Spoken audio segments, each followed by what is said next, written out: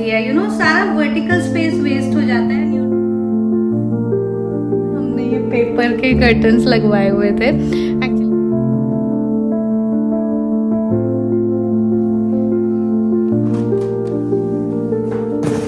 चलिए अब मैं दिखाती हूँ आपको आज का पीआर।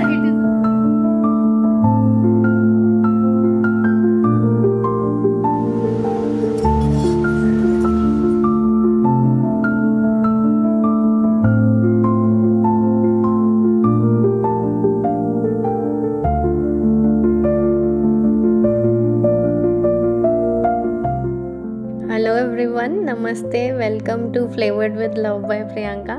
संडे की सुबह है और सर्दियां चल रही हैं, तो मैंने सोचा आज मैं संडे को स्पेशल वाला ब्रेकफास्ट बनाती हूँ, पंजाबी स्टाइल वाला गोभी के पराठे।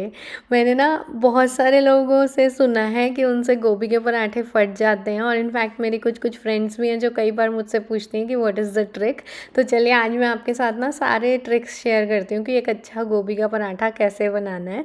तो फ्रेश गोभी को ना मैंने वॉश अच्छे से कर लिया था, ड्राई करके फिर चॉपर में ही डाल दिया धनिया, अदरक और गोभी के फ्लोरेट्स। चॉपर में चॉप वाले फंक्शन पे इसको चॉप कर रही हूँ, और वो भी पल्स पे, ताकि एकदम मैश ना हो जाए गोभी। और पल्स पे इसको कर दीजिए, और उसके बाद साथ ही धनिया अदरक सब चॉपर में ही हो जाएगा, कोई भी मैस नहीं होगी, कोई भी ज़्यादा पंगा नहीं होगा। इस तरह से अदरक भी छोटी छोटी चॉपर में ही चॉप हो जाती है, अलग से ग्रेट करने की कोई ज़रूरत नहीं है। हरी मिर्ची आप खाना चाहते हो तो आप हरी मिर्ची भी डाल सकते हो, मैंने खैर नहीं डाली थी आज हरी मिर्ची। और फिर ना अब इसमें आधा चम्मच नमक डाल के इसको 5 मिनट के लिए छोड़ देंगे। यही बहुत इंपॉर्टेंट ट्रिक है, क्योंकि आपको ना गोभी का पानी निकाल लेना है ताकि पराठे अच्छे क्रिस्पी बने और फटे ना आपका बेलते हुए। इसको अच्छे से मिक्स करके 5 मिनट के लिए छोड़ देंगे, और उसके बाद इसको अच्छे से एकदम स्क्वीज़ आउट कर देंगे सारा पानी। अब आप ना चाहो तो इसे एक मसलिन क्लॉथ में या किसी भी एक कॉटन के किचन टॉवल में सारी गोभी को डाल के इस तरह से स्क्वीज़ कर सकते हो, लेकिन मुझे आदत है ये वाला काम मैं इसी तरह से करती हूँ, इसलिए मैं ऐसे कर रही हूँ। वैसे अगर आप मसलिन क्लॉथ में करोगे या कॉटन किचन टॉवल में करोगे ना, तो थोड़ा मेसी कम होगा और वेस्टेज भी नहीं होगी। मुझे बस आदत है तो I just am lazy to pick up that cloth you can say that, but that is an easier way. आप सारी गोभी एक साथ क्लॉथ में डाल के निचोड़ लो अच्छे से। तो एनीवेज इस तरह से पानी निकालना है। आप देख रहे हो ना कितना सारा पानी है गोभी में। अगर आप पानी ना निकालते तो फिर आपके ऑब्वियसली पराठे जो है सौगी हो जाएंगे बनते हुए, और रोटी को पराठे को बेलने में बहुत प्रॉब्लम होगी। देखिए कितना पानी निकला है। और अब हमने एक बारी तो सॉल्ट ऐड कर ही दिया था, अब दूसरी बारी जब हम मसाले के लिए सॉल्ट ऐड करेंगे ना, तो सोच समझ के करेंगे, क्योंकि थोड़ा बहुत सॉल्ट पानी के साथ निकल गया है, लेकिन फिर भी थोड़ा बहुत रह भी गया है। सो जस्ट बी केयरफुल कि आप सॉल्ट उतना ही ऐड करो जितनी ज़रूरत हो।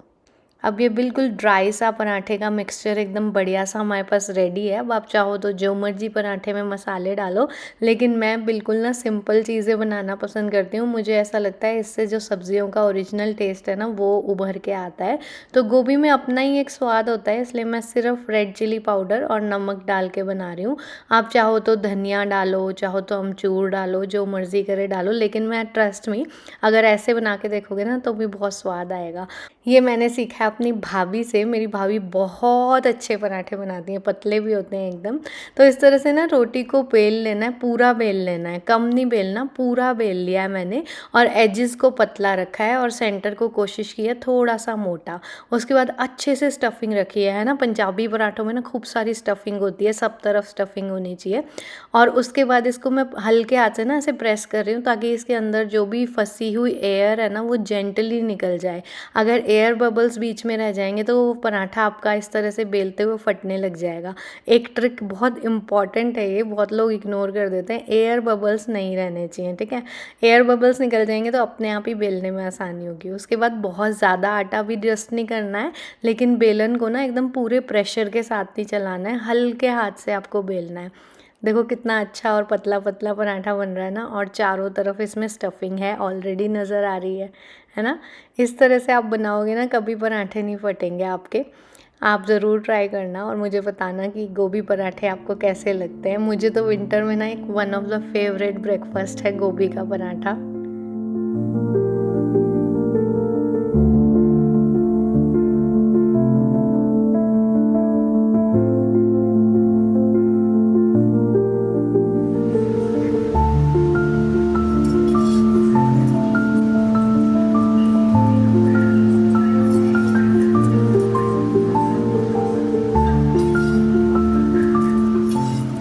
गर्मा गर्म पराठे को आज मैं सर्व कर रही हूँ ये जिंजर पिकल के साथ। जिंजर पिकल ना मैंने रिसेंटली डिस्कवर किया, मुझे आज से पहले पता ही नहीं था कि जिंजर का ऐसे कोई इतना टेस्टी पिकल होगा या हो सकता है।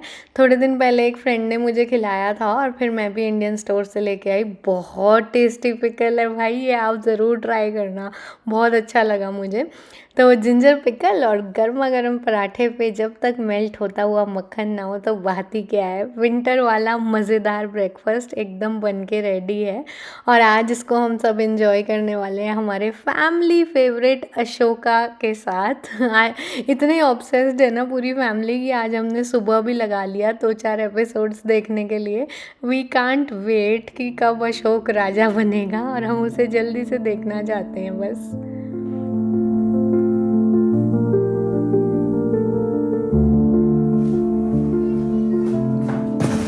चलिए अब मैं दिखाती हूँ आपको आज का PR. It is a storage rack. जब से अमेरिका आई हूँ ना, एक चीज जो बहुत प्रोमिनेंटली नोटिस की है वो है ये कि यहाँ के जो भी क्लोजेट्स होते हैं ना उनमें शेल्फ्स नहीं होते ना। शेल्फ्स के बहुत प्रॉब्लम होती है, यू नो, सारा वर्टिकल स्पेस वेस्ट हो जाता है and you are not able to store that much stuff in the space that you would be able to if there were shelves.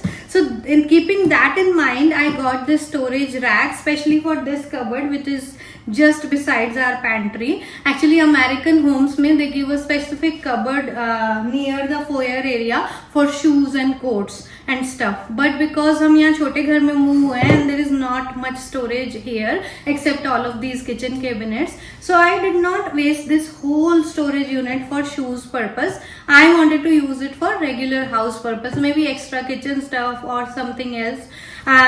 Let us assemble this rack and then I'll show you how I'm going to use this rack to fit into my this closet. छोटी सी जगह में भी you will be able to store so much with this kind of a rack.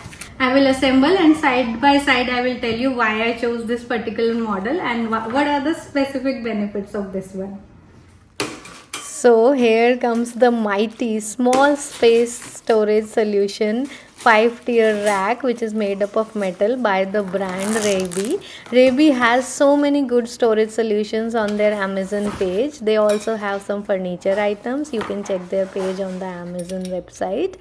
So everything was packed nicely and labeled to help us recognize which rod goes where, and the assembly was a breeze. There was no need of any kind of tools to assemble this rack and it came together in mere 15 minutes. So we needed to just assemble the rods as I have shown you on the screen, and then these hooks were to be fitted on the level where you want your shelf to come. So all of these hooks will go wherever the shelf has to go. You can adjust the shelf height as per your requirement.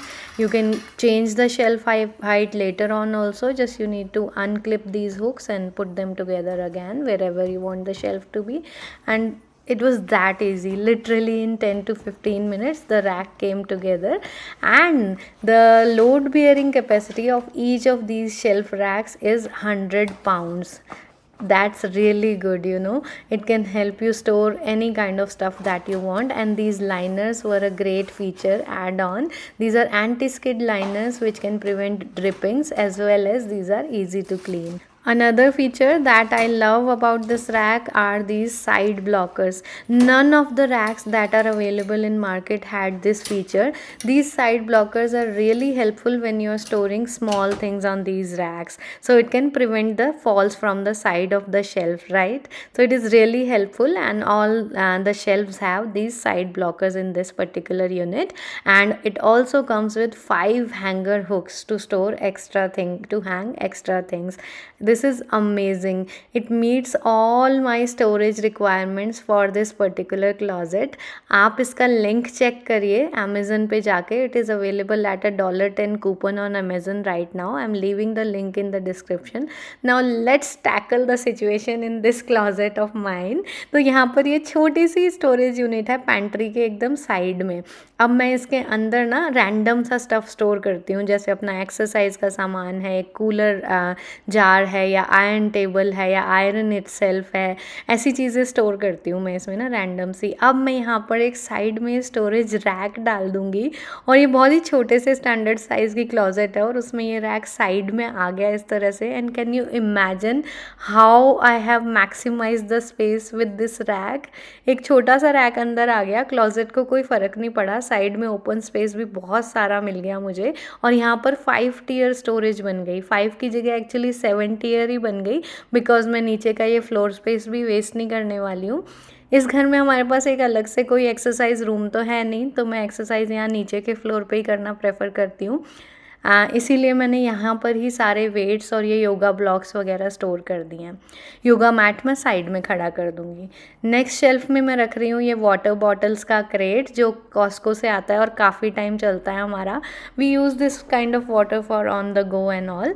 और side में मैं रख रही हूँ, साथ में मैं रख रही हूँ कुछ बॉक्सेस जिनमें मैंने रखे हुए हैं, जैसे ये रैंडम सा बॉक्स है जिसमें हर तरह के हुक्स हैं, ग्लूज़ हैं, टेप्स हैं, हर तरह की।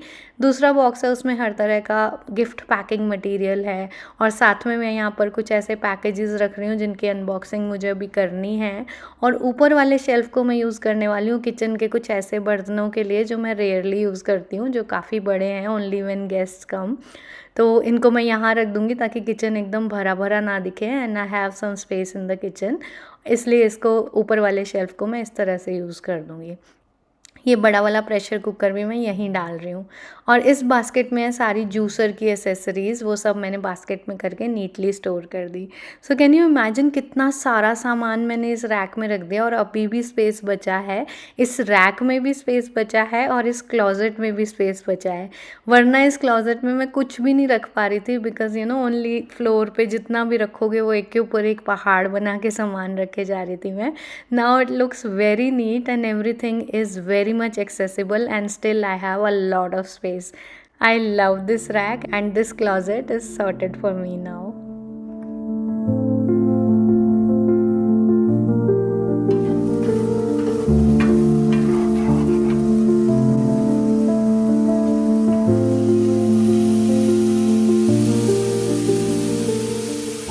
संडे की साफ़ सफाई और ऑर्गेनाइजिंग के बाद आज मंडे का क्लिप ले रही हूँ मैं। उसके बाद कुछ खास शूट नहीं किया। और आज ना लंच बॉक्सेस के लिए मैं बिल्कुल सिंपल सी सर्दियों वाली आलू, गाजर, मटर, गोभी की सब्ज़ी बना रही हूँ। कल पराठों के बाद जो आधी गोभी बची थी ना, आज मैंने सोचा मैं इस तरह से सब्ज़ी बना के उसे भी यूटिलाइज़ कर लेती हूँ, ख़त्म हो जाएगी। बच्चों ने तो गोभी का पराठा खाना नहीं था, तो बस वरुण और मेरे स्वाद के लिए ही बना था। आधी गोभी लग पाई थी, कहने का मतलब है। एनीवेज़ आज बन रही है सर्दियों वाली सिंपल सी सब्ज़ी, जिसमें मैं प्याज टमाटर का मसाला नहीं डालती हूँ, सिर्फ इसी तरह से बना देती हूँ जीरे के छोंक में। अच्छी बनती है, सब्जियों का फ्लेवर आता है अगेन। और साथ ही मेरी रिलायबल किचन एड मशीन में, ये कॉस्को से ली थी मैंने, बाउल लिफ्ट वाला मॉडल है, काफ़ी अच्छा है। मैं रोज़ का आटा इसी में गूंथती हूँ। आटा भी बन के तैयार है और आज मैं ना कुछ भी नहीं कर रही हूँ। पता नहीं, मंडे को ना मुझे यूजुअली थकान होती है क्योंकि वीकेंड पे कुछ ज़्यादा ही काम करने होते हैं, तो मैं मंडे का मेन्यू ज़्यादा ही कुछ सिंपल रखती हूँ। तो आज मैं कुछ मिलेट विलेट कुछ भी नहीं यूज़ कर रही हूँ, सिंपल आटा और सब्ज़ी बना दी है। और बच्चे भी आज लंच बॉक्स में यही लेके जा रहे हैं, पराठे नमक वाले, घी वाले। और वरुण को भी आज मैं फुलके और सब्ज़ी देने वाली हूँ लंच बॉक्स में।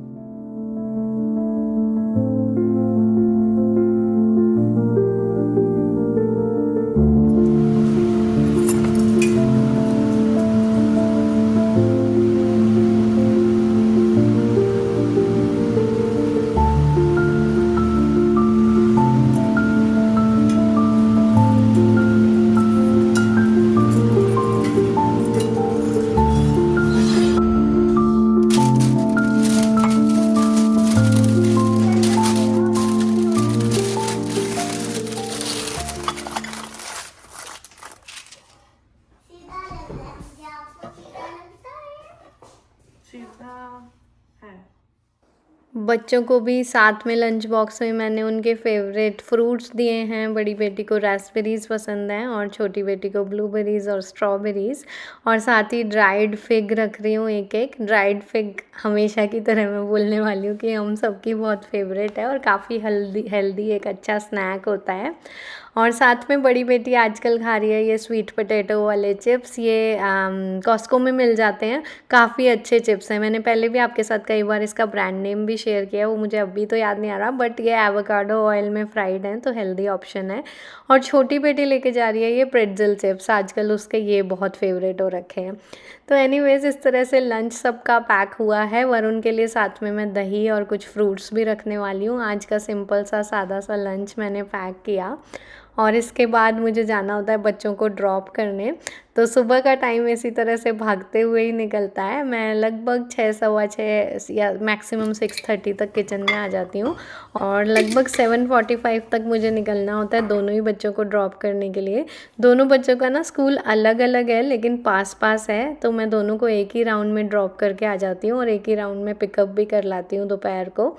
नेक्स्ट ईयर से आई कांट वेट कि जब दोनों का स्कूल एक ही हो जाएगा तो मेरा थोड़ा सा टाइम सेव होगा, क्योंकि एक ही जगह जाना होगा ड्रॉप अप और पिकअप लाइन में, 2 जगह नहीं।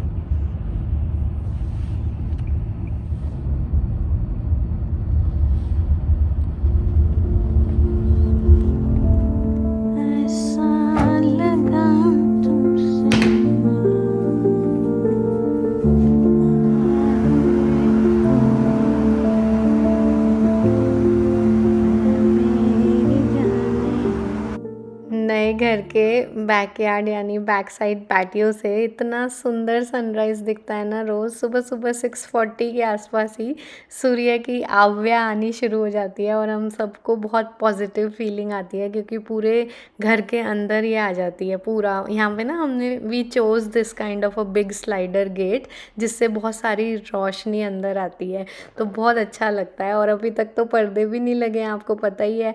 मैंने एक शॉर्ट वीडियो में पर्दों के बारे में आपसे शेयर किया था ना, आज की वीडियो में मैं आपके साथ और शेयर करूँगी। अभी मैं ना कुछ डेलिकेट कपड़े यहाँ पर सुखा रही हूँ, क्योंकि अब यहाँ पे एनक्लोज्ड पैटियो है तो आई टेक द एडवांटेज। पहले भी मैं जो कुछ कपड़े बहुत डेलिकेट होते हैं ना, मैं उनको ड्रायर में ड्राई नहीं करती कभी भी, उनको मैं इस तरह से एक रैक पे मैं डाल देती थी। लेकिन पुराने घर में मुझे ऊपर ही डालना पड़ता था ये सब, इनसाइड हाउस ही। लेकिन यहाँ नए घर में आने के बाद अगेन ग्रेटफुल एंड ब्लेस्ड कि यहाँ थोड़ा स्पेस मुझे मिल गया है और 2-3 घंटे में ही ये कपड़े यहाँ पर ड्राई हो जाएंगे। उसके बाद मैं इन्हें अंदर ले जा सकती हूँ। तो बहुत ज़्यादा जो वूलन होते हैं या डेलिकेट कपड़े होते हैं ना, उनको मैं ड्रायर में डालती नहीं हूँ और सिर्फ वॉश करने के बाद जेंटल साइकिल में इस तरह से सुखाना प्रेफर करती हूँ। मैंने शॉर्ट वीडियो में तो आप लोगों के साथ शेयर किया था, लेकिन कभी व्लॉग में नहीं बताया। आज फाइनली हमारे फैब्रिक वाले पैनल कर्टन्स लगने वाले हैं, तो मेरे को याद आया कि मैं बता ही देती हूँ। पता है क्या है, इतने दिन से ना हमने ये पेपर के कर्टन्स लगवाए हुए थे। एक्चुअली जब हम नए घर में मूव हुए तो हमने बहुत जगह पर्दों के बारे में R&D करी कि कहाँ से लगाए। मुझे वो प्लास्टिक वाले ब्लाइंड्स तो बिल्कुल नहीं चाहिए थे, मुझे वो ना बिल्कुल कैरेक्टरलेस लगते हैं, उनसे घर का फील एकदम ऑफिस जैसा है, तो मुझे वो बिल्कुल नहीं चाहिए थे। तो थोड़ी जगह देखे, आइकिया में, होम डिपो में, लोव्स में भी देखे और finally we decided to go with Home Depot. कुछ ऑनलाइन ब्रांड्स भी देखी थी, उनको यहाँ बुला के कोटेशन वगैरह भी ली थी। Some were really way too high, like $8,000 for 14 windows. तो वो तो बहुत ही ज़्यादा कॉस्ट बता रहे थे। कुछ लोग तो $11,000-12,000 तक भी पहुंच गए थे। तो वो तो खैर बजट में ही नहीं था। एक आजकल सेल्यूलर शेड्स बहुत अच्छे चल रहे हैं, वो मुझे अच्छे तो बहुत लगे और किसी एक पर्टिकुलर कंपनी में उसमें पैटर्न्स भी बहुत अच्छे थे, लेकिन again that was like $9,000 with installation. तो वो तो बहुत ज़्यादा हो जाता है, that doesn't make any sense. $9,000 तो लाइक बहुत ज़्यादा अमाउंट होती है। तो फिर हमने जब होम डिपो में देखा ना, तो somewhat around 3,200, that is also not very less, है ना। अगर हम नॉर्मल ब्लाइंड्स के साथ जाते ना तो कॉस्ट 50% से भी कम होती। आई थिंक मेरे ख्याल से $1,000, $1,100-1,200 में पूरे घर की विंडोज़ बन जाती। But no, we did not want to go for those blinds, क्योंकि मुझे बिल्कुल ही कैरेक्टरलेस लगती हैं वो ब्लाइंड्स ना, ऑफिस जैसी लुक आती है एकदम, मुझे चाहिए ही नहीं थी वो घर में। तो फिर फाइनली होम डिपो में ना बहुत सारे कॉन्ट्रैक्टर्स होते हैं, बहुत सारी ब्रांड्स होती हैं, तो उसमें भी आपके बजट के हिसाब से आपको हर तरह की ब्रांड्स मिल जाएंगी। फिर मैंने डिसाइड किया कि जो प्लेन शेड्स होते हैं जिनको पुल अप पुल डाउन कर सको, उसमें एक ट्रांसपेरेंट टैब भी होगा और साथ में मोटराइज भी कर सकते हैं, लेकिन मोटराइज का अगेन कॉस्ट बहुत ज़्यादा हो जाएगा, तो वो तो फ्यूचर प्रोजेक्ट है। अभी के लिए we are going to go with the stick thing. और फैब्रिक के पैनल्स हैं, तो फैब्रिक में ना एटलीस्ट थोड़ा कैरेक्टर तो होगा, तो वो घर में लग जाएगा। आज वो लगने वाले हैं, तो मैंने सोचा उससे पहले कि मैं ये सारे पेपर वाले कर्टन्स हटाऊं, एक बार आपको भी दिखा देती हूँ कि यहाँ पे कितना ज़्यादा कंज्यूमरिज्म है। क्योंकि मुझे याद है कुछ साल पहले जब हम इंडिया में मूव हुए थे ना, तो कर्टन्स हफ्ता लगा था बन के आने में मूव होने के बाद, तो हमने तो वही चादरें टांग ली थी। लेकिन यहाँ पे इतना कंज्यूमरिज्म है कि ये सब रेडी मिलता है, एकदम पेपर के ब्लाइंड्स हैं ये। अभी मैं आपको दिखाती हूँ। और ना वैसे तो इस बार ज़्यादा ही टाइम लगा है, महीने से ज़्यादा, आई थिंक 5 to 6 वीक्स हो चुके हैं, और अभी तक भी कर्टन्स नहीं आए हैं बन के। एक्चुअली बन के अलग अलग डिज़ाइन मैंने अलग अलग कंपनी से पसंद किए थे, तो कुछ बन के आ गए थे, कुछ रह गए थे। उस चक्कर में मैं इंस्टॉलेशन के लिए भी नहीं बुला पाई, क्योंकि सारे एक साथ ही इंस्टॉल होंगे ना नेचुरली। तो खैर चलो मैं आपको दिखाती हूँ कि पेपर के ब्लाइंड्स कैसे होते हैं। देखिए, तो ये जो ब्लाइंड्स है ना, ये ऐसे आए थे हमारे पास। अब पैक ऑफ 6 था ये, और इनमें भी डिफरेंट डिफरेंट साइज भी अवेलेबल थे, ठीक है। और इनके साथ ऐसे इनको छोटा, मतलब आपको जितना कवर रखना है उतना कवर रखने के लिए क्लिप्स आई हैं, जैसे कपड़ों की क्लिप्स होती है ना। तो चार्ट पेपर जैसा पेपर है, और ये ऐसा वाला इसका रिंकल कर करा हुआ है ताकि विंडोज़ पे अच्छे से रहेंगे। तो इतना कंज्यूमरिज्म है कि ऐसे पेपर ब्लाइंड्स मिल रहे हैं just for that transition period, कि आपको कोई प्रॉब्लम ना हो खुद से। और पता है मुझे ये तो इनको देख के वो भी याद आता है कि जब हम हॉस्टल में थे, तो हॉस्टल में हम चार्ट पेपर लिटरली विंडोज़ पे लगाते थे ब्लैकआउट करने के लिए, ब्लैक चार्ट पेपर। ये देखो यहाँ इस तरह से ना हर साइज में अवेलेबल थे। हमने होम डिपो से लिए हैं, ये अमेजन पे भी मिल जाएंगे। पैक ऑफ 6 था, काफ़ी $11-12 का आई थी, नहीं आई थिंक $20-25 का पैक ऑफ 6 था, तो बहुत महंगे भी नहीं थे। और 5 हफ्ते से हमने यही लगाए हुए हैं। एंड आई बिलीव इनको ना मैं बाद में बच्चों को दे दूंगी कलरिंग करने के लिए। बहुत सारी विंडोज़ है तो सारे उतरेंगे ही, and they will have lot of paper supply for lot of days.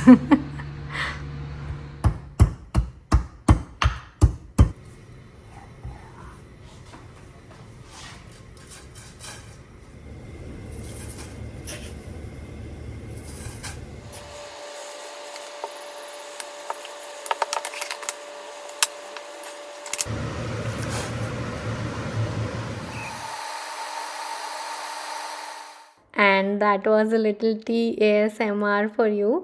और अब मैं ना आपको दिखाती हूँ finally the guy is here, he is here to fix these curtain panels. मैं आपको दिखाती हूँ, ये ना लेवल और ब्रांड के थे मोस्ट ऑफ देम, और कुछ कुछ थे कस्टम होम ब्लाइंड्स। दोनों ही ब्रांड्स होम डिपो पे अवेलेबल हैं।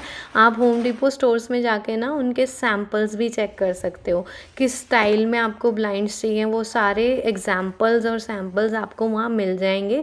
बुकलेट्स में से आप फैब्रिक या चेक या जो भी आपको चूज़ करना है वो चूज़ कर सकते हो। किस तरह का आपको फॉल डाउन चाहिए, किस तरह का आपको ऑपरेटिंग मैकेनिज्म चाहिए, सब वहाँ पे वो आपको एग्जाम्पल के साथ दिखा दिखा कर चूज़ करा देंगे। तो हमने ना इस तरह के रोलर पैनल्स लिए हैं, ये बहुत ही नीट लगते हैं। और ऑर्डर करने के 15 से 17 दिन में हर तरह के बनकर आ गए थे। हमने अलग अलग कलर शेड्स चूज़ किए हैं, और कुछ ना मैंने प्रिंटेड में भी लिए हैं। पहले मेरा सारे ही प्रिंटेड लेने का मन था, लेकिन बाद में मैंने दिमाग लगाया कि I am going to decorate the walls also, कि मैं वॉल पेपर्स वगैरह भी लगाऊंगी। तो फिर बाद में मैं ना ऐसे प्लेन से फैब्रिक्स पे ही आ गई थी, ताकि जब मैं वॉल्स को भी डेकोरेट करूँ तो कॉन्ट्राडिक्ट ना हो जाएं दो प्रिंट्स एक ही रूम में या एक ही वॉल पे। तो फैब्रिक होने से मुझे रियलाइज़ हुआ वॉइस ओवर करते हुए कि मैं कैरेक्टरलेस बोले जा रही हूँ। मेरा कहने का मतलब है, मुझे ना कुछ उसमें कुछ फील नहीं आती प्लास्टिक ब्लाइंड्स में।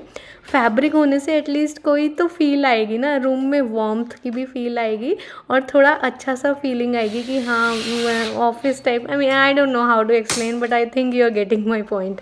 तो बेडरूम में मैंने इस तरह के डार्क ब्राउन से लगवाए हैं, और बाथरूम के लिए फिर I went for this printed curtain.